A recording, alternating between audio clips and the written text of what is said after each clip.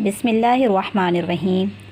السلام علیکم، welcome to the class 8 class. جیسا کہ آپ لوگوں کو معلوم ہے کہ ہماری آن لائن کلاسز کا آغاز ہو گیا ہے، تو میں آپ کی اسلامیات کی ٹیچر ہوں، مس آمنہ۔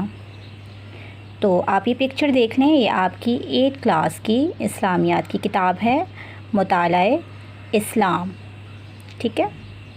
تو آج ہم اس کا فرسٹ ٹاپک سٹارٹ کریں گے، اوکے۔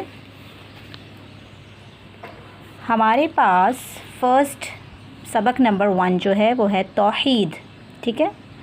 آپ سب جو ہے وہ اسلامیات پڑھتے ہوئے آ رہے ہیں 1 کلاس سے، تو توحید کے بارے میں کچھ نہ کچھ تو آپ لوگ جانتے ہی ہوں گے، ٹھیک ہے۔ عقیدہ توحید ہمارے بنیادی طور پر 3 عقائد ہیں، 3 عقیدے ہیں۔ نمبر 1 اللہ کی ذات پر مکمل ایمان، ٹھیک ہے، اور عقیدہ توحید، عقیدہ رسالت، نبی پاک صلی اللہ علیہ وسلم کو آخری نبی ماننا، اور عقیدہ آخرت یعنی آخرت پر ہمارا یقین ہونا کہ یہ دنیا ایک دن ختم ہو جائے گی اور ایک ایسا دن آئے گا جو کہ آخری دن ہوگا، جو حساب و کتاب کا دن ہوگا، جس دن سب کا حساب و کتاب ہوگا جو دنیا میں انہوں نے کیا ہے اس کے بارے میں، ٹھیک ہے۔ تو آج ہم جو ہے وہ توحید کا چیپٹر پڑھ رہے ہیں، ٹھیک ہے۔ تو اس کو دیکھیں آپ، اور بک اپنی کھول لیجئے، سبق نمبر 1 کھولیں، اس کو ریڈنگ بھی کریں اور اس لیکچر کو سنیں بھی ساتھ میں، ٹھیک ہے۔ ہمارے نبی صلی اللہ علیہ وسلم عرب میں مبعوث ہوئے تھے۔ خطۂ عرب کو یہ شرف حاصل ہے کہ یہاں بے شمار انبیاء مبعوث ہوئے، ٹھیک ہے، یعنی خطۂ عرب میں بہت سارے نبی اللہ پاک نے بھیجے۔ جد الانبیاء سیدنا ابراہیم علیہ السلام کا تعلق بھی اسی خطے سے ہے، ٹھیک ہے، اور آپ کے ہاتھوں اسی خطے میں اللہ کے پہلے گھر خانہ کعبہ کی تعمیر ہوئی، یعنی حضرت ابراہیم نے ہی سب سے پہلے خانہ کعبہ کی تعمیر کی تھی، جس کا مقصد ایک اللہ کی بندگی اور عبادت تھا۔ آپ نے اپنے بیٹے اسماعیل علیہ السلام کو بیت اللہ کی نگہبانی اور دعوت حق کی تبلیغ کے لیے مکہ شہر میں آباد کیا۔ ہمارے پیارے نبی صلی اللہ علیہ وسلم ان کی اولاد میں سے ہیں۔ کن کی اولاد میں سے؟ حضرت ابراہیم علیہ السلام کی اولاد میں سے ہیں۔ حضرت اسماعیل علیہ السلام کی دعوت و تبلیغ کے نتیجے میں عرب کے اندر سچائی کی یہ دعوت خوب پھلی پھولی اور عرب کے لوگ طویل عرصے تک صرف ایک اللہ کی عبادت کرتے رہے، ٹھیک ہے۔ یعنی جب حضرت اسماعیل علیہ السلام دعوت دیتے رہے تو کافی سارے لوگ ایسے تھے جو کہ اللہ کی عبادت کرنے لگے، اور کافی لوگوں میں یہ بات پھیل گئی۔ تو پہلے خانہ کعبہ کی سرپرستی اور نگہبانی اولاد اسماعیل کے ہاتھ میں تھی، مگر بعد میں عرب کا ایک دوسرا قبیلہ خانہ کعبہ پر قابض ہو گیا۔ یعنی جب تک خانہ کعبہ کی نگہبانی جو ہے وہ حضرت ابراہیم اور حضرت ابراہیم کے اسماعیل کے ہاتھ میں تھی، تو جب تک جو ہے وہ اسلام پھیلتا رہا، لوگ اللہ کی ہی عبادت کرتے تھے۔ لیکن ان کے بعد جیسے ہی یہ دوسرے قبیلے کے ہاتھ میں آیا، اس قبیلے کے سردار عمرو بن لوہا اس قبیلے کے سردار کا نام تھا، ایک مرتبہ شام کے علاقے میں گیا۔ وہاں اس نے دیکھا کہ لوگ لکڑی اور پتھر کے بتوں کے سامنے عجز و نیاز کرتے ہیں اور ان سے حاجات طلب کرتے ہیں۔ اب اسے یہ بات اچھی لگی اور اس نے وہاں سے ایک ہبل نامی بت جو ہے وہ لے آیا اور خانہ کعبہ میں نصب کر دیا۔ اب یہاں سے کیا ہو گیا؟ یہاں سے یہ سٹارٹ ہو گیا کہ لوگ جو ہے وہ خانہ کعبہ میں بت لا کر رکھنے لگے، اور بت پرستی دیکھتے ہی دیکھتے بہت عام ہو گئی، ٹھیک ہے۔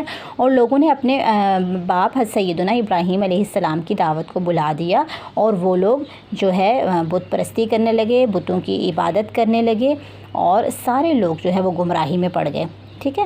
تو اس کے بعد اللہ تعالیٰ نے اپنے محبوب نبی صلی اللہ علیہ وسلم کو مبعوث فرمایا۔ پھر آپ صلی اللہ علیہ وسلم نے لوگوں کو توحید کی طرف بلایا، ٹھیک ہے۔ توحید کا مطلب آپ کو سمجھ میں آ گیا کہ ایک اللہ کی عبادت کرنا، کیونکہ وہ لوگ بتوں کی عبادت کرنے لگے تھے، بہت سارے بت انہوں نے بنا دیے تھے جن کی وہ عبادت کرتے تھے، اور اللہ کو وہ بھول گئے تھے۔ تو پھر اللہ نے اپنے پیارے نبی کو مبعوث فرمایا کہ وہ لوگوں کو توحید کی طرف بلائیں، اللہ کی طرف بلائیں۔ جب نبی پاک صلی اللہ علیہ وسلم کی دعوت حق کا آغاز کیا تو عرب کے لوگ جہالت میں اس قدر غرق تھے کہ انہوں نے خانہ کعبہ میں 360 یعنی 360 بت نصب کر دیے تھے۔ اب آپ سوچیں کہ وہ کس قدر جو ہے جہالت میں تھے کہ وہ بتوں سے مانگتے تھے، جبکہ کوئی بھی بت جن کو ہم اپنے ہاتھ سے بنائیں گے، وہ لوگ اپنے ہاتھ سے بناتے تھے، نہ وہ بول سکتے تھے، نہ وہ سن سکتے تھے، نہ وہ ان کا کوئی کام پورا کر سکتے تھے۔ یہ سب جاننے کے باوجود بھی وہ ان بتوں کی پوجا کرتے تھے اور وہ اللہ تعالیٰ کو بھول گئے تھے۔ قرآن پاک میں اللہ پاک ارشاد فرماتا ہے وَلَئِن سَأَلْتَهُم مَّنْ خَلَقَ السَّمَاوَاتِ وَالْأَرْضَ لَيَقُولُنَّ اللَّهُ سورۃ اللقمان ہے یہ۔ اور اگر آپ ان سے پوچھیں کہ آسمانوں اور زمین کو کس نے پیدا کیا ہے تو بول اٹھیں گے کہ اللہ تعالیٰ نے۔ مطلب اللہ تعالیٰ اس میں فرما رہا ہے کہ وہ لوگ جو ہے وہ اللہ تعالیٰ کو مانتے ہیں، یعنی ان سے اگر یہ پوچھا جائے کہ زمین و آسمان کس نے پیدا کیا تو ان کو پتہ ہے کہ یہ اللہ تعالیٰ نے پیدا کیا ہے، اس کے باوجود جو ہے وہ بتوں کی عبادت کرتے ہیں، ٹھیک ہے۔ اور وہ کہتے ہیں کہ ہمیں اللہ کے قریب کرتی ہیں، یعنی بتوں کی پوجا جو ہے ہمیں اللہ کے قریب کرتی ہے۔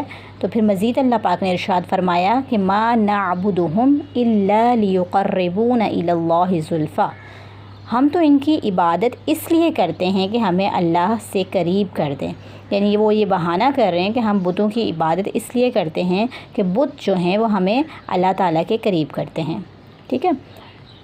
اچھا، وہ ایسے لوگ تھے کہ وہ بتوں سے ہی اپنی التجا و فریاد کرتے تھے، جو بھی ان کی حاجت ہوتی تھی، جو بھی ان کی مشکل ہوتی تھی، بتوں سے ہی اس کی دعا کرتے تھے۔ اچھا، بتوں کے نام پر جانور قربان کرتے تھے، نظر و نیاز چڑھاتے تھے، ٹھیک ہے۔ یعنی جتنی بھی عبادت کی جتنی بھی شکلیں ہیں وہ سب انہوں نے اپنے بتوں کے لیے ہی مخصوص کر رکھی تھی، ٹھیک ہے۔ تو پھر وہ اس طرح سے کرتے تھے کہ نجومیوں کے پاس جاتے تھے اور مستقبل کی خبریں لیتے تھے کہ آگے کیا ہونے والا ہے۔ اور ان کے بڑے بت ہبل کے پاس ایک شخص مختلف تیر لے کر بیٹھا ہوتا، آنے والا اسے کچھ پیسے دیتا اور تیروں کو تھیلے میں ادھر ادھر گھماتا اور تیر باہر نکالتا۔ اگر تیر پر لکھا ہوتا افعل کرو تو وہ کام کر گزرتا، اگر لکھا ہوتا لا تفعل نہ کرو تو وہ نہ کرتا۔ یعنی وہ اس سے اچھا خاصا کاروبار بھی کرنے لگے تھے کہ وہ پیسے کمانے کا ایک ذریعہ انہوں نے بنا لیا تھا کہ وہاں پہ لوگ آتے تھے، وہ پیسے دیتے تھے اور پھر وہ اپنا کام اگر وہ کہتے تھے تو ہو جاتا تھا، نہیں کہتے تھے تو نہیں ہوتا تھا۔ تو اس لیے ایک طرح سے ان کا یہ کاروبار بھی شروع ہو گیا تھا، تو وہ لوگ یہ بتوں کی پوجا کرنا چھوڑنا نہیں چاہتے تھے، جبکہ ان کو معلوم تھا کہ اللہ ہے، ایک اللہ ہے اور ہمیں اللہ کی ہی عبادت کرنی چاہیے۔ اس کے باوجود وہ اپنے ہاتھوں سے بنائے ہوئے بتوں کی پوجا کرتے تھے۔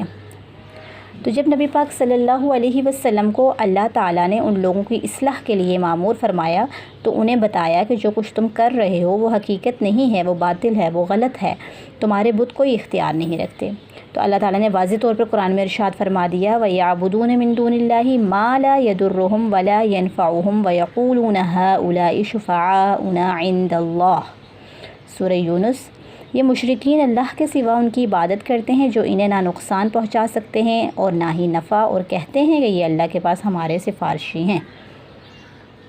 ایک کامن سینس کی بات ہے کہ ایک بت جس کو کوئی بھی انسان اپنے ہاتھ سے بنائے تو وہ اسے کیسے کوئی نفع یا نقصان پہنچا سکتا ہے، ٹھیک ہے، کیونکہ وہ تو آپ نے خود بنایا ہے، وہ آپ کو نہ کوئی فائدہ دے سکتا ہے، نہ آپ کی بات سن سکتا ہے، نہ آپ کے لیے کوئی کام کر سکتا ہے، وہ تو آپ کے لیے ایک بیکار چیز ہے۔ یہ سب جاننے کے باوجود جو ہے وہ اس طرح کی گمراہی میں پڑ گئے تھے۔ پھر نبی پاک صلی اللہ علیہ وسلم نے ان کو توحید کی سچی اور کھری دعوت پیش کی اور بتایا کہ کائنات میں جو کچھ بھی ہے وہ اللہ تعالیٰ کے حکم سے ہو رہا ہے، ایک اللہ ہے جس نے پوری کائنات بنائی ہے اور وہ کائنات اسی کے حکم کے مطابق چلتی ہے، ٹھیک ہے۔ تو اس میں کچھ پوائنٹس ہیں کہ کائنات کا خالق و مالک اللہ ہے، اسی لیے بندگی بھی اسی کا حق ہے، بیماری، دکھ اور تکلیف کو صرف وہی دور کر سکتا ہے، ہمارا بالکل اس پر ایمان ہے، سب اسی کے محتاج ہے اور کسی کا محتاج نہیں، بالکل غیب کا علم صرف وہی جانتا ہے، اس کے سوا کسی کے پاس غیب کا علم نہیں، بے شک وہی بگڑی بنانے والا ہے، وہی اولاد دینے والا ہے، زندگی اور موت اسی کے ہاتھ میں ہے، بندے کو صرف اللہ پر بھروسہ کرنا چاہیے، ٹھیک ہے۔ تو یہ ہے توحید مطلب اللہ کو ایک ماننا، توحید عہد سے نکلا ہے، عہد کا مطلب ہوتا ہے ایک، ٹھیک ہے۔ تو توحید کا مطلب کیا ہے؟ اللہ پاک کو ایک ماننا، اللہ پہ یقین رکھنا اور اللہ کے ساتھ کسی کو شریک نہیں کرنا، ٹھیک ہے۔ تو یہ تھا آج کا آپ کا لیکچر توحید، تو اس کو آپ کیئرفلی سنیں گے اور دیکھیں گے، اور اس میں جو آیات ہیں آپ کوشش کریں کہ آپ ان کے ترجمے یاد کر لیں، ٹھیک ہے۔ وائنڈ اپ کرتے ہیں یہیں پہ، انشاءاللہ پھر نیکسٹ کلاس میں دوسرے لیکچر کے ساتھ حاضر ہوتے ہیں۔ اللہ حافظ، ٹیک کیئر، جزاک اللہ، السلام علیکم۔